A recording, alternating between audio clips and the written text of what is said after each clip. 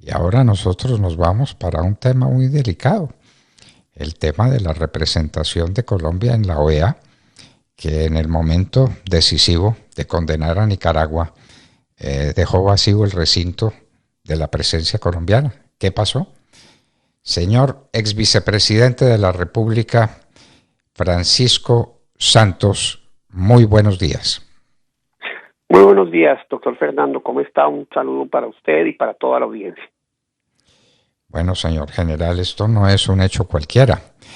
El nuevo embajador ante la OEA, que no se ha posesionado, salió a dar esas declaraciones diciendo yo no fui, pero alguien tuvo que ser. ¿Sería la Cancillería la que dio la orden de abandonar el recinto con tal de no condenar a Nicaragua? ¿Qué piensa usted? Pues, mire, Fernando, esto tiene unas implicaciones muy importantes para Colombia. Tiene además manda un mensaje sobre la administración la administración Petro que deja grandes interrogantes no solo frente al tema de Nicaragua, sino también Venezuela y toda la barbarie que allí está pasando. Habla de una incoherencia del mismo presidente que utilizó a la OEA y sus instrumentos para defender sus propios intereses personales. Ahora, cuando hay que defender los intereses de los nicaragüenses, pues se ausenta, y eso tiene una característica fundamental, y es, bueno, quién está a cargo de la Cancillería.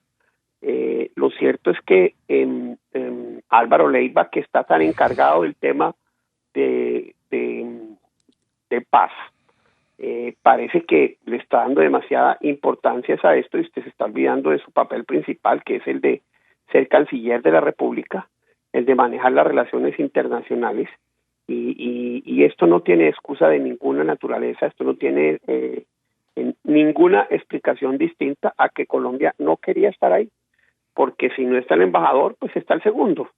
El segundo es el que debe ir y debe pedir instrucciones de cómo votar, pero lo cierto es que la decisión de no estar no es una coincidencia, y parece que pues la política de relaciones exteriores de Colombia va a ser: los derechos humanos en Colombia sí importan, pero los derechos humanos en Venezuela, los derechos humanos en Nicaragua no van a importar. Los derechos humanos en cualquier otro país del continente donde estén siendo violados sistemáticamente no van a contar para Colombia, quien ha tenido una tradición histórica de ser respetuoso de estos derechos, de enfrentar estos en todos los escenarios internacionales, hacerlo respetar. Y pues creo que en este caso, en un primer voto que era tan sensible, Colombia mostró cuál va a ser su política. No Colombia, la administración de Gustavo Petro mostró cuál va a ser su política frente al tema de derechos humanos en materia internacional, y con quién se va a aliar, que hoy en el mundo que está dividido como está por cuenta de lo que está pasando en Ucrania, donde ve uno un mundo bipolar, uno de democracias liberales y otro de dictaduras. Pues Colombia parece querer estar con el segundo y con el primero. Muy triste lo que pasó, muy doloroso, y sobre todo manda un mensaje pésimo para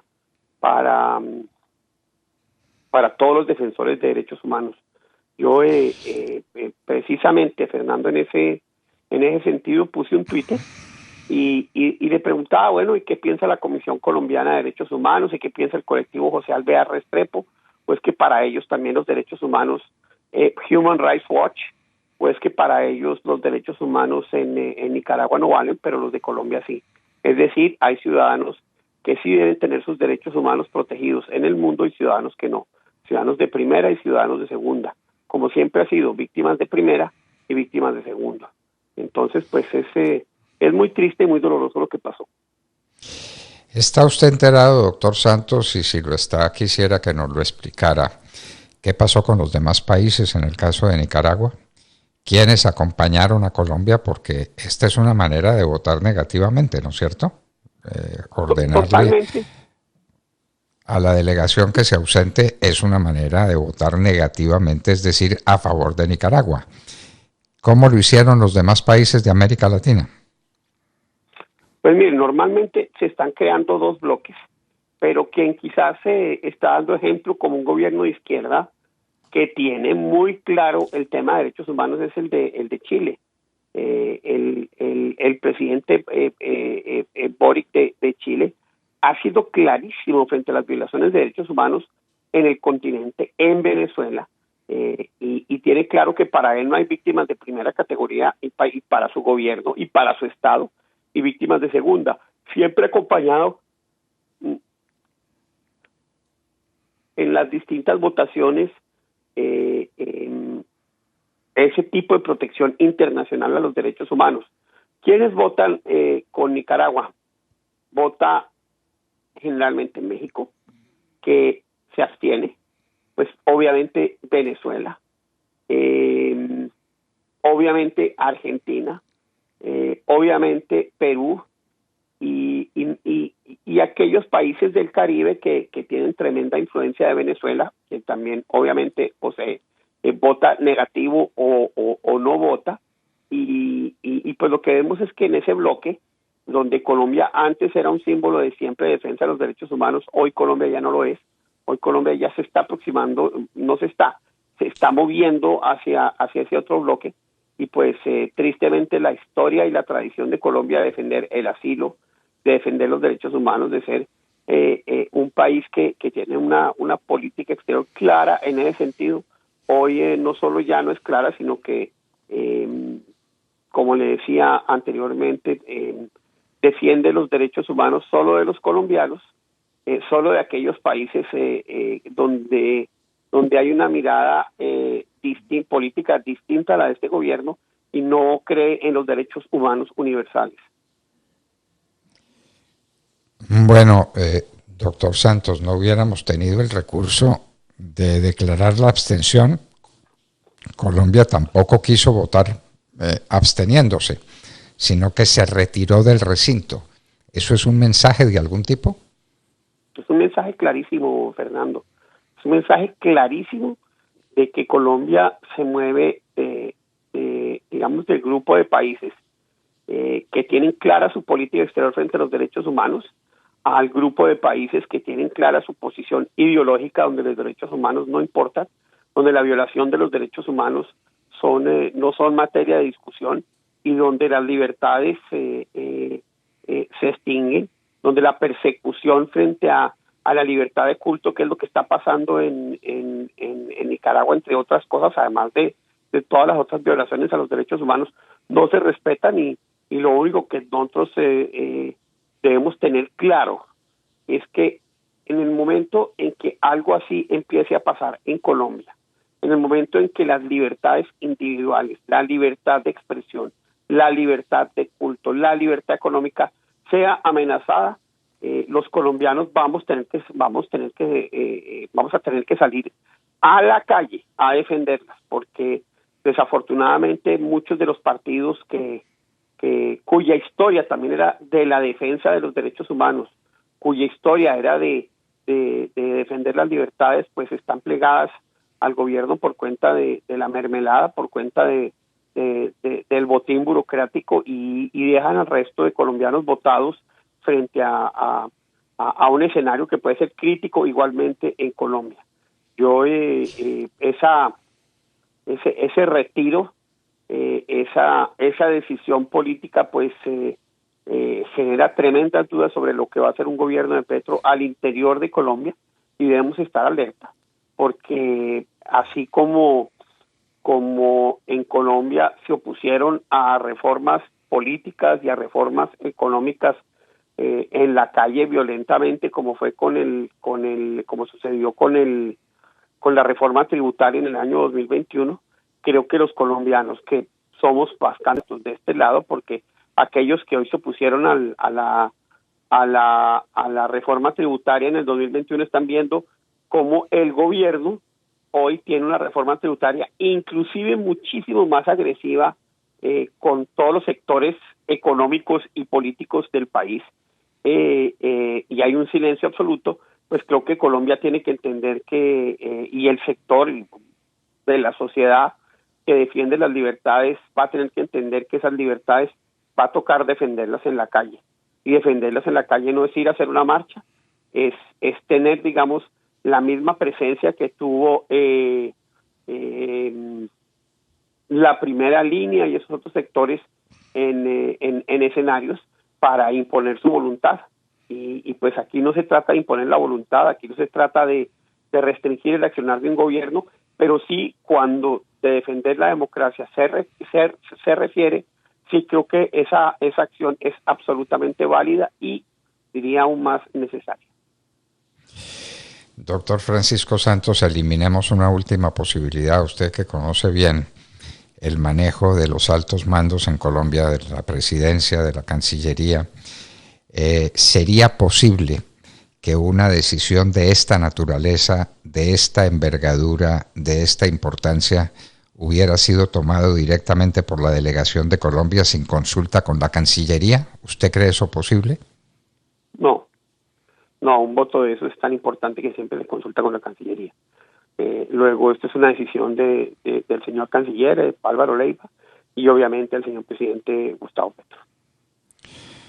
No cabe ninguna duda. Entonces, esa fue una decisión del canciller y del presidente de la República en la OEA, dejando el espacio vacío. Fue el único país hasta donde sabemos que se ausentó. Los demás se quedaron y votaron de alguna manera. Colombia fue el país que se ausentó. ¿Estamos bien informados? Sí, yo la información que tengo es que es el único país que se ausentó. Pero pues país, digamos, de los grandes y los importantes, porque muchas veces los países del Caribe, etcétera, no están, no van a una sesión de esas, pero sí el mensaje es clarísimo. Mire, el mensaje es de una contundencia, Fernando. El mensaje es: aquí hay derechos humanos de primera categoría y derechos humanos de segunda categoría.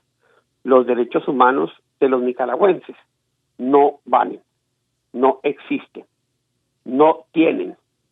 Por lo tanto, el señor Ortega puede hacer lo que le da la gana como dictador de Nicaragua, y ese mensaje es contrario a la historia de Colombia y contrario a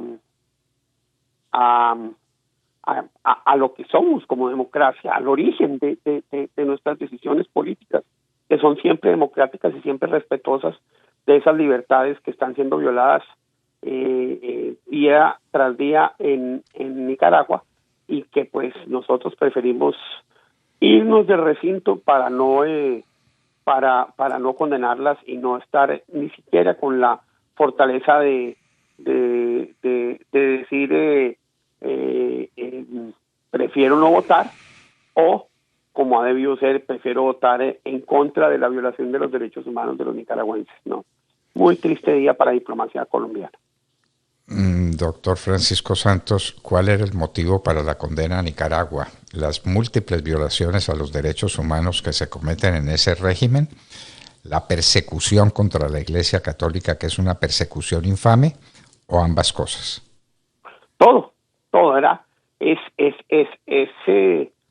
la violación sistemática de los derechos humanos y de las libertades de los nicaragüenses.